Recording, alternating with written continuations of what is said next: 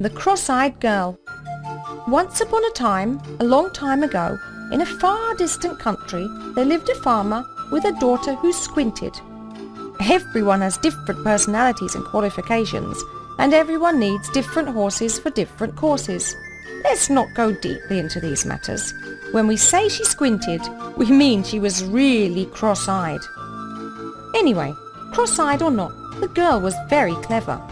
She could grasp the meaning of what people were saying almost before they even said it. Her squint wasn't really a problem.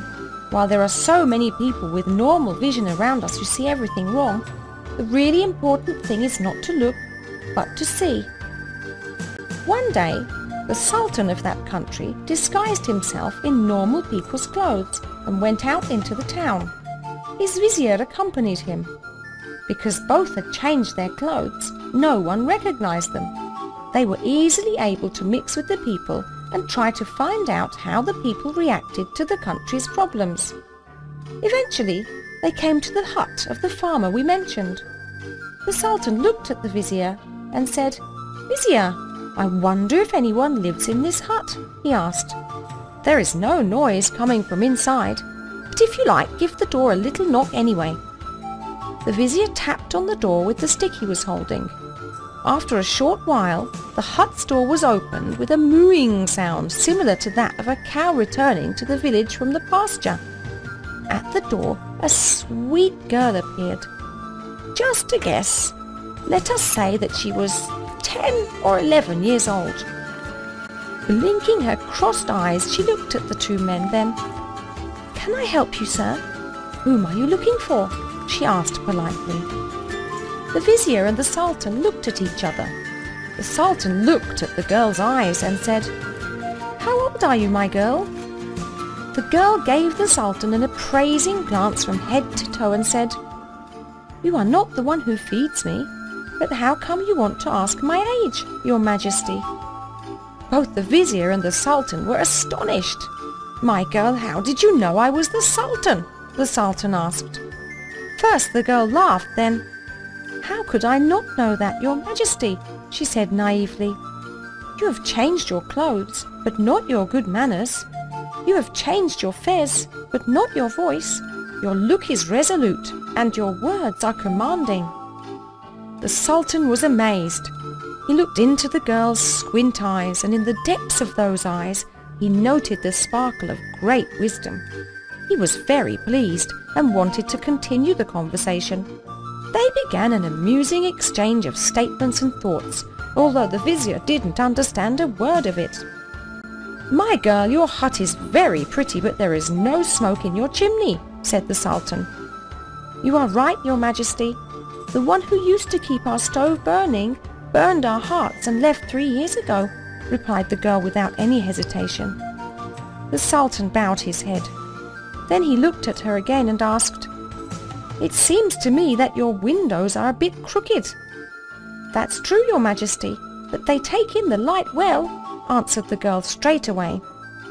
"Where is your father, my child?" asked the Sultan. The girl pointed far away. "He went to make much out of a little, your majesty," she said. The Sultan was highly amused. He glanced at the vizier, but the vizier was looking as confused as a goose which had swallowed a musket ball. The Sultan continued. "Do 4 feet walk in this hut?" he asked. "No, 6 feet," replied the girl. "All right. Is the other head closer to you or your father?" the Sultan asked. "As close to my father as my father is to me, but my father does not call it father, your majesty," answered the girl. The Sultan was so amused he laughed out loud. He went on with these questions. "Is she at home?" Pointing to another direction. "Your majesty, she went to make 2 out of 1, she replied. Looking at his vizier, the Sultan laughed. Then he turned to the girl. "My girl, will you do me a favor?" he asked. "If I send you a goose, will you pluck it?" The girl rubbed her hands together. "As you command, your majesty," she said, laughing. "Even down to its smallest feathers. You just send it to me." The Sultan put his hand on the girl's shoulder. "God bless you, my child," he said. "We will be seeing you again soon, God willing." He said farewell for now and left. The Sultan and the Vizier walked back to the palace. They took off their clothes and put on their usual royal clothes. The Sultan sat on his throne and the Vizier sat in whatever place he could find in the audience chamber. The Sultan had something on his mind. He thought of the girl and looked at his Vizier. This thought occurred to him. Well, how am I going to consider and discuss the great problems of the state with a Vizier who is not even as clever as a little girl? He was both sad and a little angry. Then he turned to the Vizier and said, "Look, Vizier, you heard what I asked the little girl, but I don't think you understood anything. If you learn the answers to those questions by this time tomorrow, then there's no problem. Otherwise, consider yourself finished. I will hand you over to the executioner." Being alarmed by what he had just heard, the Vizier asked permission and left. He went home and racked his brain. His effort was to no avail. In the end, his wife gave him some advice. "Go and give the girl some money and learn the answers," she said. The Vizier accepted the idea. He quickly changed his clothes and, trying not to be noticed, he went straight away to the girl's hut. He knocked on the door and the girl came out. The Vizier, in great distress, explained his situation. He then told her that he would give her whatever she wanted for giving answers to his questions. Immediately the girl said, "All right," without showing any hesitation. "I want a purse of golden coins in return for the answer to every question. Go ahead and ask," she offered. The Vizier asked and the girl answered and took a purse full of golden coins for each of the answers she gave. When the Sultan said that our hope was very pretty, but there was no smoke in its chimney, I said to him, speaking of my mother's death 3 years ago, that the one who used to keep our stove burning had burned our hearts and left 3 years ago, she explained. Taking one more purse full of gold coins, the girl went on to answer another question. When the Sultan said to me that our windows were a bit crooked, he was referring to my crossed eyes.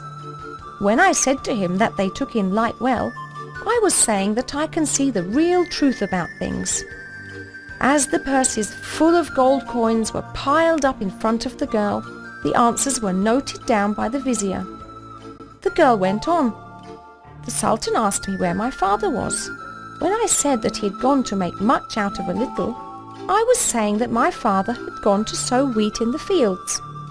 The Vizier's mouth opened wider and wider in surprise with every question and answer.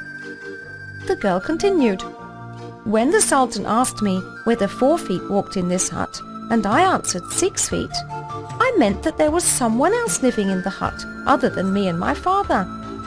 When the Sultan asked whether the other head is closer to me or to my father, by saying that it was as close to my father as my father was to me, but that my father did not call it father, I meant that it was my grandmother. Of course, the bags of golden coins were being piled up one upon the other. The girl went on. The Sultan asked then about my grandmother. When I told him that she had gone to make 2 out of 1, I was saying that my grandmother had gone to help a lady to deliver a baby. The Vizier tried to give the bags of gold with one hand, while with the other he hurriedly took down notes not to forget. The girl went on. The Sultan asked a favour of me and I agreed. He asked me whether, if he sent me a goose, I would pluck it. I said that I would pluck it with pleasure, even down to its smallest feathers. I suggest that you do not make pressure on me to explain this answer.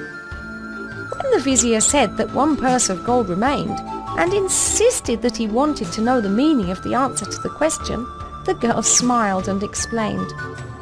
"All right, sir. If you insist, I will tell you its meaning. You are the goose, sir. The Sultan sent you to me to pluck. I have plucked you to your last bag of gold, which means down to your smallest feathers. Now you can go. Give my greetings and respects to the Sultan. Goodbye." The Vizier went to the court of the Sultan in an embarrassed and wretched state. He gave the meanings of the questions and answers, one after the other. The Sultan was bent double with laughter. On the next day, he sent an invitation to the poor farmer. He gave him a good position at the palace with a good salary. And when our cross-eyed girl reached the age of puberty, the Sultan made her marry his son.